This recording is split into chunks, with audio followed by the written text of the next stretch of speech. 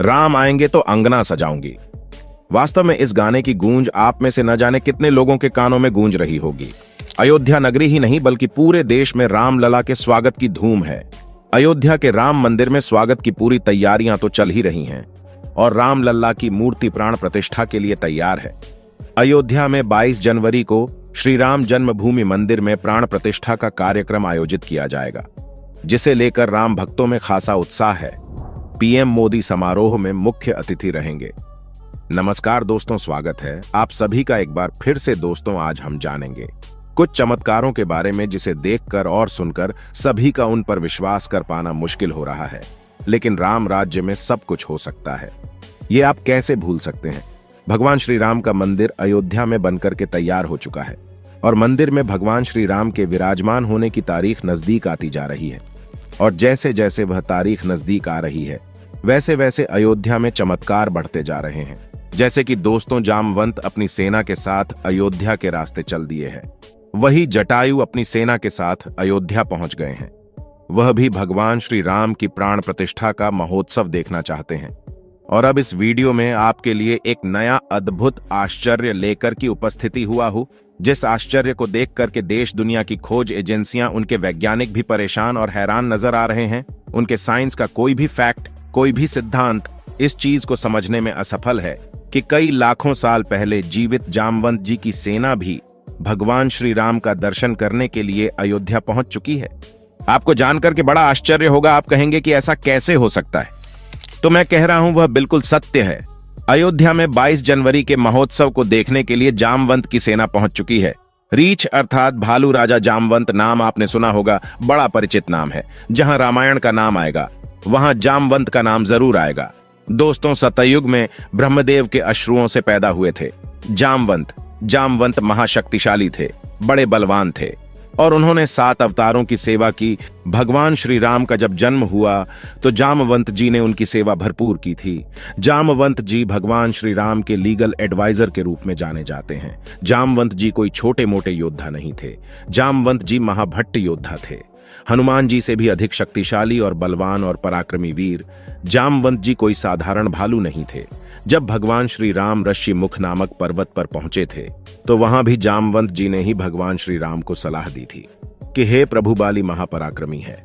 यदि आप बलि के सामने जाओगे तो निश्चित आपकी पराजय हो जाएगी, क्योंकि बाली में आधा बल आ जाता है दूसरे व्यक्ति का और बाली को मारना संभव नहीं है।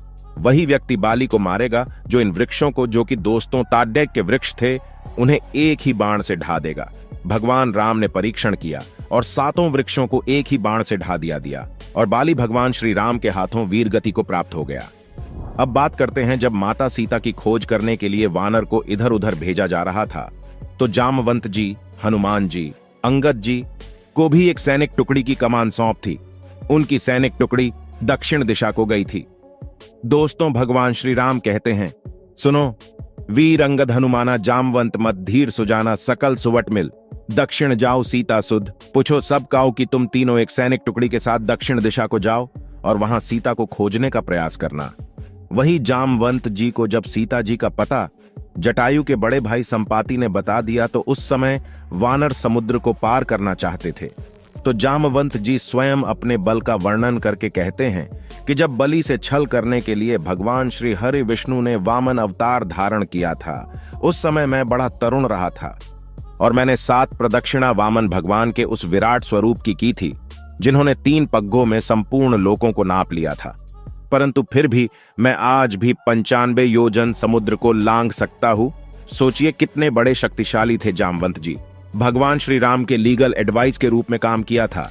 जब राम रावण का युद्ध आरंभ हुआ, जब भगवान श्री राम की सेना लंका में पहुंची तो वहां भी जामवंत जी ने ही भगवान श्री राम को अपनी सलाह दी।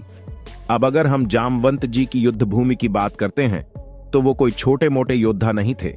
जब रावण के वीर पराक्रमी पुत्र मेघनाथ ने भगवान राम की सेना पर नागों की वर्षा की थी, नाग फांसों से संपूर्ण वानरों को बांध लिया। भगवान श्री राम लक्ष्मण सहित, हनुमान जी सहित बंधन में हो गए थे। ऐसा रामायण में लिखा हुआ है। केवल एक वीर योद्धा शेष रहा था, वह था जामवंत, और जामवंत ने दुष्ट मेघनाथ को जमीन पर पटक लिया था और उसको घुमा करके लंका में फेंक दिया। राम रावण युद्ध में जब रावण का वध हुआ, उससे पहले रावण से भी जामवंत जी कई बार भिड़े और रावण जामवंत के प्रहार को नहीं झेल सके। यहां तक कि कुंभकर्ण से भी जामवंत जी के भिड़ने का वर्णन लिखा हुआ है, परंतु कुंभकर्ण भी जामवंत को मूर्छित नहीं कर पाए। जामवंत भगवान श्री राम को हर समय सलाह देते रहे और उसी की सलाह पर चलकर कि भगवान श्री राम ने लंका को विजित किया था। जामवंत जी के बारे में कहा जाता है कि जब भगवान श्री राम अपने परम धाम को गए, सरयू के तट पर जल समाधि में मग्न होकर के अपने चतुर्भुजी रूप में आए, उस समय जामवंत जी से कहा था कि तुम लंबी आयु तक जीवित रहोगे, लेकिन उनका काल निश्चित नहीं किया। कहीं कहीं द्वापर के अंत तक का वर्णन भी मिलता है और द्वापर में भी जो भगवान श्री कृष्ण का जन्म हुआ तो वहां भी जामवंत का वर्णन आता है। भगवान श्री राम ने जामवंत को वरदान दिया था कि जामवंत जी, तुम्हें युद्ध कोई प्रदान नहीं कर सकता, तुम्हें युद्ध मैं प्रदान करूंगा और द्वापर युग में मैं कृष्ण रूप में अवतरित होऊंगा और तब तुम्हें पराजित करूंगा। तब तुम समझ जाना कि मैं आपका स्वामी श्री राम हूं। जामवंत जी ने पूरे युग इंतजार किया और गुजरात के आसपास के क्षेत्र में जामवंत जी की गुफा है। वहां एक पुत्री के साथ रहते थे। भगवान श्री कृष्ण की जब स्यमंतक मणि का विवाद चला सत्राजित के साथ, तो स्यमंतक मणि को खोजते हुए भगवान श्री कृष्ण जामवंत की गुफा में पहुंच गए और वहां उस महावीर योद्धा ने स्वयं साक्षात पार ब्रह्म श्री हरि विष्णु के अवतार श्री कृष्ण से 28 दिन तक घोर संग्राम किया था।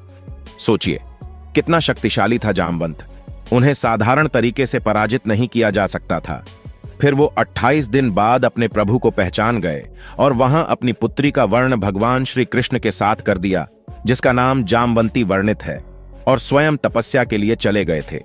लेकिन जामवंत की मृत्यु का विवरण कहीं नहीं मिलता है।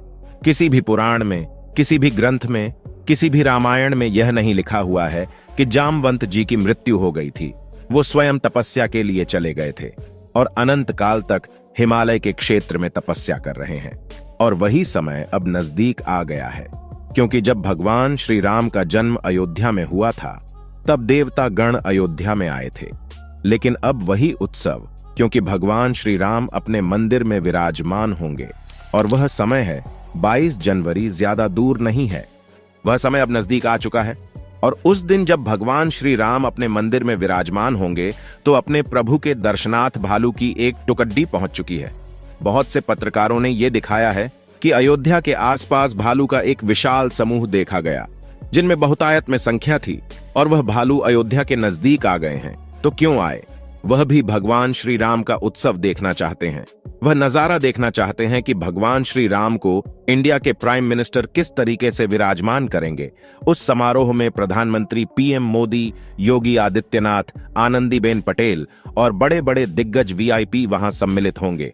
कई खेल अस्थियां व सम्मिलित होगी।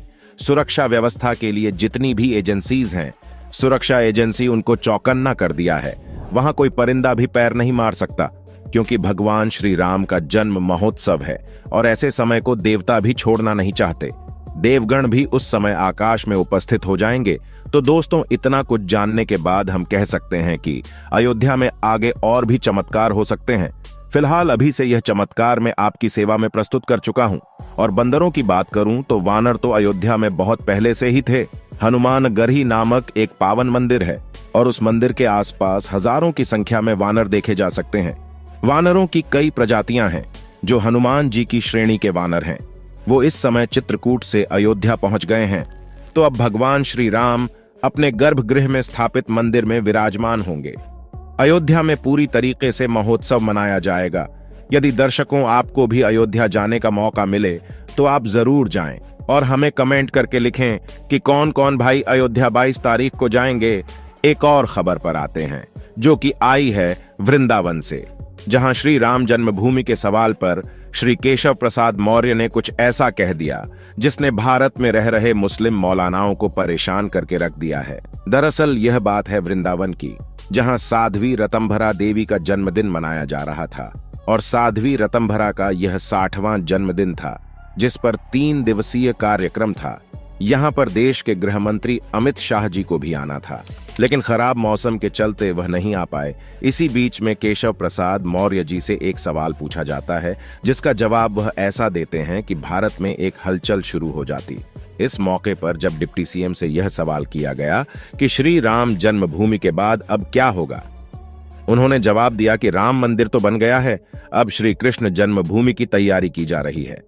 यानी कि केशव प्रसाद मौर्य जी ने यह बात कह दी है कि अब राम मंदिर के बाद बारी है श्री कृष्ण जन्मभूमि की, और सबको इंतजार है 22 जनवरी का, जब 22 जनवरी को भगवान श्री राम की प्राण प्रतिष्ठा की जाएगी। उसके बाद यह अंदाजा लगाया जा रहा है कि श्री कृष्ण जन्मभूमि की मुक्ति की तैयारी भी शुरू हो जाएगी, क्योंकि डिप्टी सीएम केशव प्रसाद मौर्य ने यह कहा है कि श्री कृष्ण मंदिर की तैयारी की जा रही है। इसका मतलब कुछ ना कुछ बीजेपी में इस मुद्दे को लेकर चल जरूर रहा है, और उम्मीद है कि 2024 के चुनाव में यह बात जनता के सामने रखी भी जाएगी। एक अद्भुत खबर आ रही है अयोध्या से कि पता लग रहा है कि अयोध्या में महात्मा जटायु पहुंच चुके हैं।